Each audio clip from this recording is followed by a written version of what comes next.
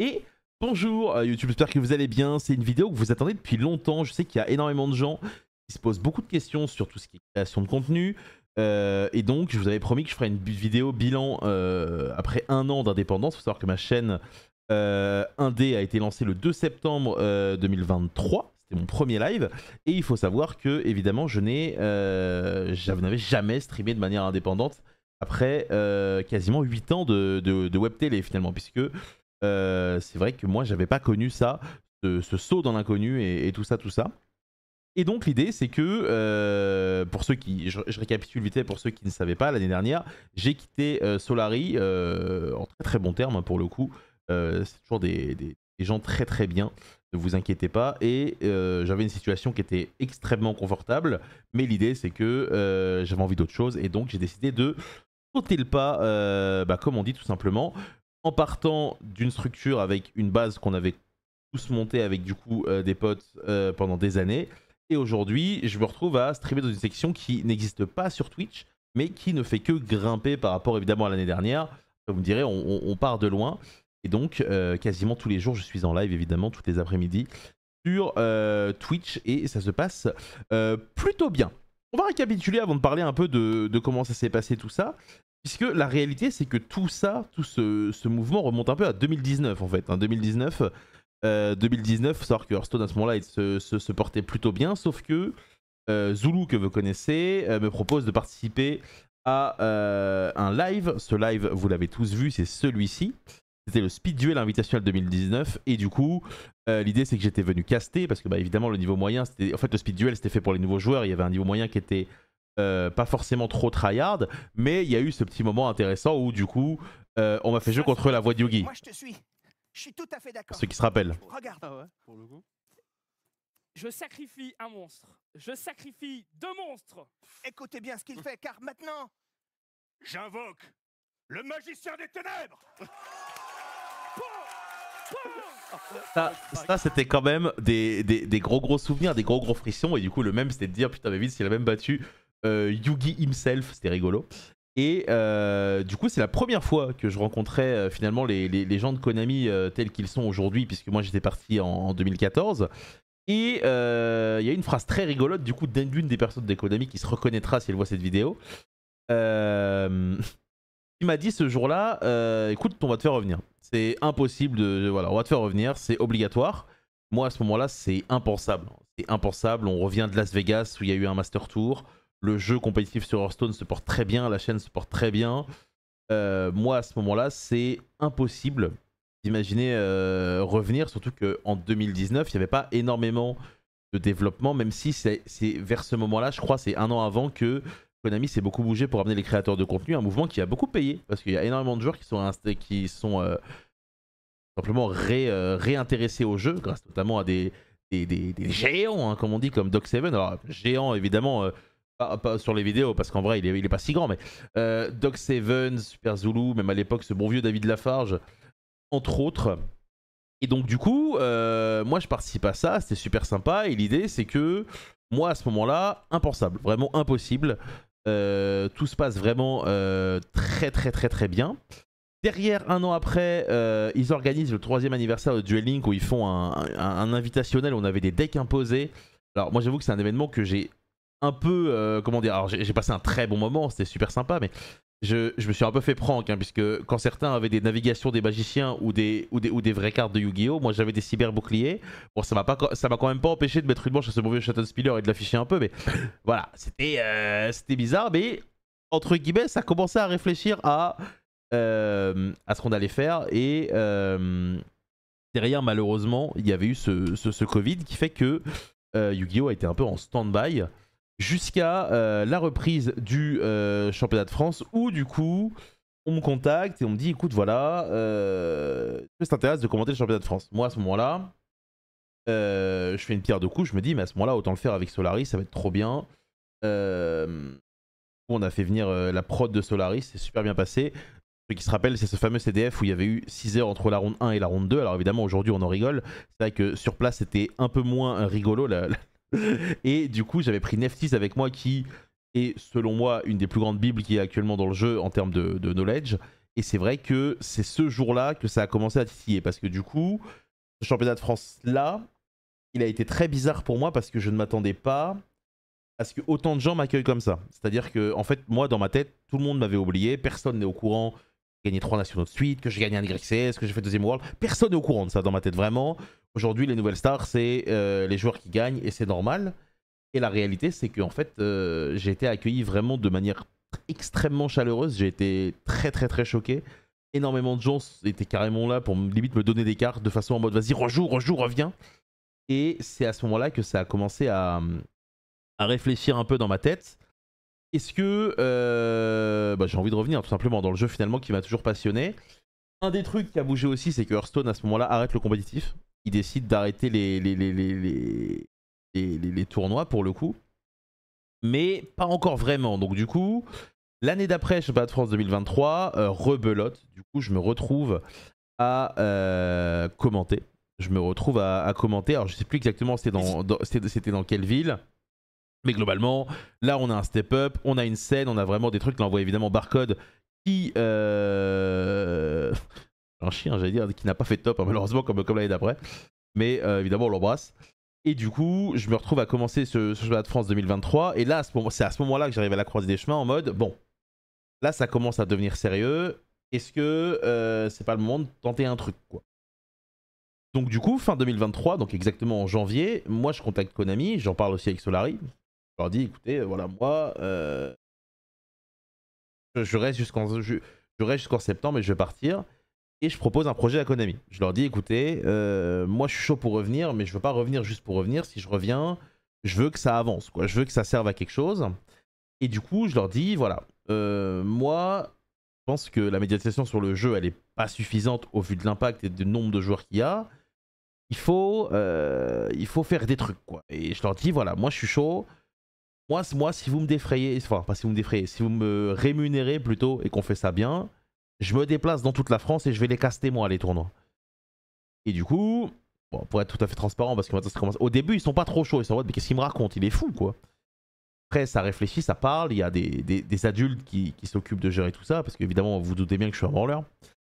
On se rend compte que finalement, c'est quelque chose qui est largement faisable et qui en plus de cela, à ce moment-là, j'ai l'impression, va faire plaisir à la communauté. Aujourd'hui, j'ai encore l'impression que ça fait plaisir à la communauté qu'en France, on ait énormément de tournois. Donc au final, le but de cette manœuvre, c'est pas de faire un cast à ce niveau-là, parce que c'est impossible, parce qu'il y a plusieurs facteurs qui sont pas gérables, c'est-à-dire que je ne sais pas s'il va y avoir une connexion internet sur place, je ne sais pas quelles vont être les dispositions dans lesquelles je vais être, parce que les WCQ, il n'y a pas tout le temps des salles, des fois c'est carrément des boutiques.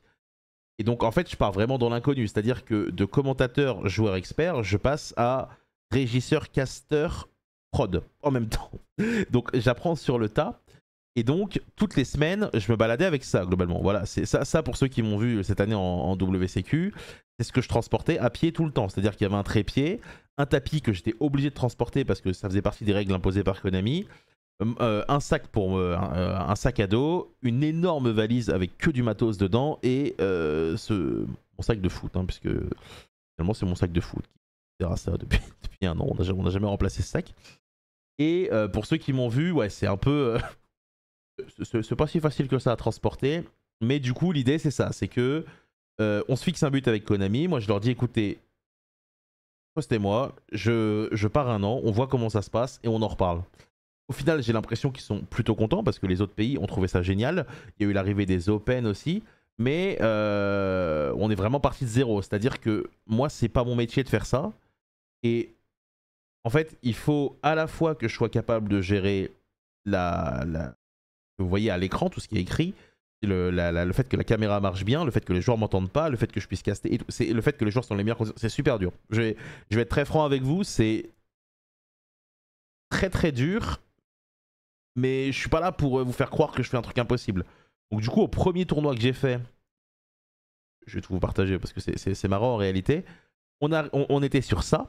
Donc là, j'étais dans l'arrière-boutique du WCQ de Montpellier. Il n'y avait pas internet et mon téléphone personnel était dehors pour que j'ai la 5G parce que ça ne captait pas dedans. Et il est resté toute la journée dehors pour que je puisse caster. Pour le premier, j'étais vraiment dans ma tête, le premier, il fallait absolument qu'il se produise.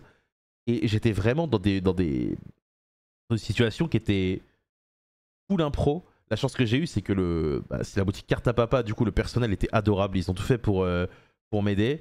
Mais l'idée, c'est que, voilà, on voit des tags derrière parce que la porte est ouverte pour que mon téléphone puisse être dehors. Là, on voit une énorme bâche parce qu'il y avait potentiellement des cartes d'une autre licence vu que c'est une boutique.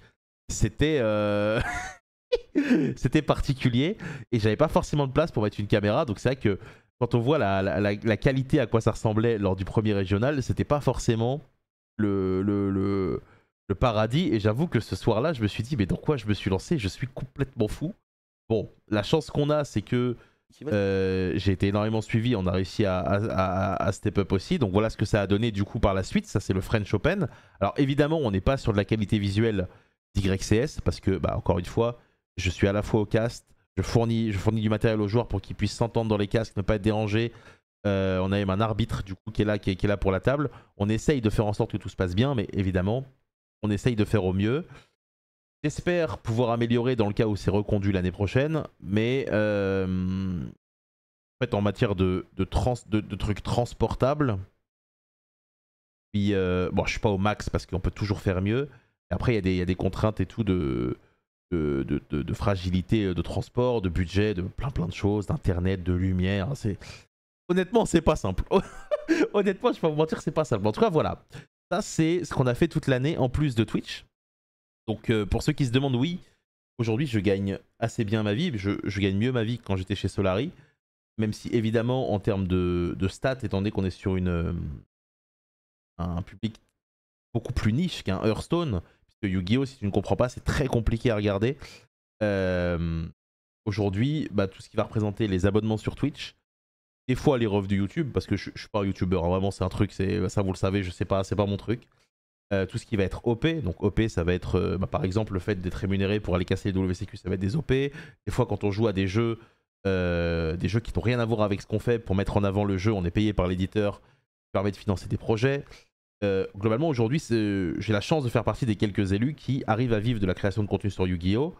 Et pour ça, évidemment, je remercierai jamais assez les gens qui me regardent, peut-être vous aussi qui vous abonnez tous les mois, qui regardez.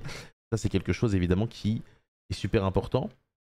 J'ai une grosse pensée aussi pour tous les sponsors qui m'ont suivi cette année, parce que c'est vrai qu'ils se sont lancés dans le... Il y a des sponsors qui se sont lancés vraiment dans l'inconnu, vu que je suis passé en indé. Il y a énormément de trucs auxquels j'avais accès à l'époque, où j'ai pas forcément eu accès tout de suite en étant indé. Maintenant, aujourd'hui, j'ai accès à beaucoup plus de trucs.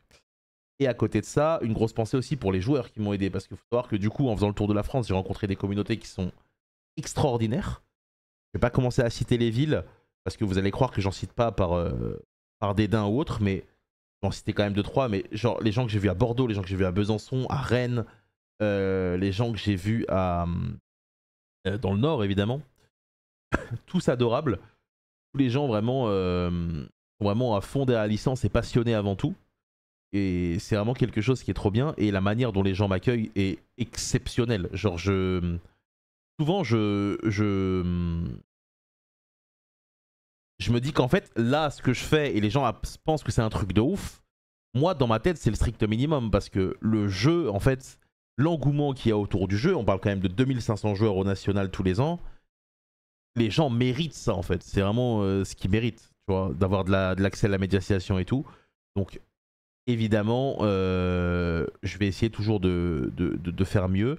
Parce que oui, c'est pas encore 100% sûr, mais en tout cas, de mon côté, on est sur une envie de relancer ça l'année prochaine.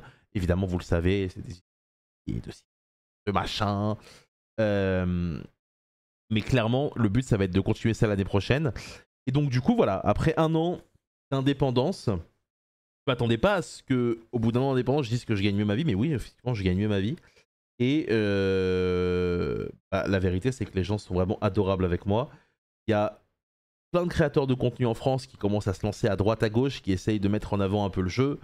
Ça, c'est pareil. N'hésitez pas à leur donner de la force. Leur donner de la force, ça veut pas dire de leur faire des dons de 50 000 €. Ça veut dire juste de les regarder, de lâcher un petit follow, de potentiellement mettre un petit message dans le chat. N'hésitez pas. Pareil, je vais pas commencer à les citer parce que sinon vous allez croire qu'il y en a que je cite pas par volonté, mais clairement, allez leur donner de la force. C'est quelque chose qui est vraiment super important. Le dernier truc que dont je vais vous parler, c'est ça. C'est un petit tournoi que je vais organiser du coup pour fêter les 1 an de la chaîne, pour remercier tous les gens qui me suivent. Donc c'est un tournoi qui va se dérouler du coup à Paris, à l'Épita, rue Voltaire, vous le voyez sur l'affiche. Donc c'est un tournoi qui se déroulera le 15 septembre. La seule condition pour pouvoir y participer, c'est d'être abonné sur ma chaîne Twitch. Et du coup, je donne l'équivalent d'un carton de display Infinite Forbidden le 15 septembre, où ce sera évidemment avec la nouvelle banlist. Donc vraiment, si vous voulez participer, pensez à vous inscrire. Il n'y a pas énormément de place et c'est 15 jours avant un YCS, donc les gens vont avoir envie de jouer. Bon, pour les lots, je pense que, je pense que ça va, je fais pas le crevard. Je sais pas ce que vous êtes habitué à gagner en régio, mais voilà, je pense que là, il y a quand même pas mal pour un tournoi qui finalement, avec le September, revient à, je crois, même pas 3 € de paf. Donc voilà, n'hésitez pas à vous inscrire. Le lien pour s'inscrire sera dans la description et ce sera impossible de venir sur place. Ce sera vraiment impossible de venir sur place sans être inscrit. Toute personne qui n'est pas inscrite via le lien d'inscription et qui ne s'est pas fait confirmer sa participation ne pourra pas participer. Simplement parce que j'ai des limites de nombre de joueurs que j'ai le droit de mettre dans la salle et donc il faut que je fasse attention, que je sois prévoyant et que je dise pas non aussi à des joueurs qui veulent s'inscrire au cas où. Donc ça c'est quand même relativement important. Pour terminer, la vérité c'est que je suis extrêmement épanoui professionnellement et c'est quelque chose qui est super important. Je veux pas commencer à faire le mec, mais ces 5 dernières années j'ai pas forcément été trop épanoui, pas trop épanoui. Ça veut pas dire que j'étais triste ou maltraité, tout se passait très bien, mais j'étais pas forcément très épanoui. Il y a pas mal de raisons à cela, mais rien de vraiment trop dramatique et tout. Et le fait d'être épanoui professionnellement aussi fait que je suis beaucoup plus épanoui dans ma vie personnelle, même si on parle jamais. Et pour ça, vraiment, merci à tous. Je vais essayer de continuer à vous rendre cet amour, en gros guillemets, que vous me donnez sur mon retour à Yugi l'année prochaine. Parce que, évidemment, on va continuer à bourrer. Il y a une petite vidéo qui sort demain pour vous annoncer un gros projet que j'ai mis en place pour le cast des championnats du monde. Je vous tease un peu, mais globalement, dites-vous que les championnats du monde seront suivables sur ma chaîne Twitch. Et qu'il y aura notamment Samir Bachar avec moi. Et voilà, quand on dit la crème de la crème du jeu actuel, je pense que on est servi. Je vous donnerai tous les détails demain sur YouTube. Prenez soin de vous. N'hésitez pas évidemment à vous abonner. Merci encore à tous pour tout le soutien. Et on est reparti pour une année avec, je l'espère, beaucoup plus de projets. Puisque maintenant que la chaîne a grandi, c'est beaucoup plus facile pour moi de démarcher des marques pour essayer de vous faire des événements. Là, l'événement que je vous fais, que je fais le 15 septembre, c'est un événement qui est à mes frais. Et j'estime que c'est quelque chose que aujourd'hui je peux faire et je trouve que c'est normal de rendre un peu tout ce que les gens m'ont donné cette année.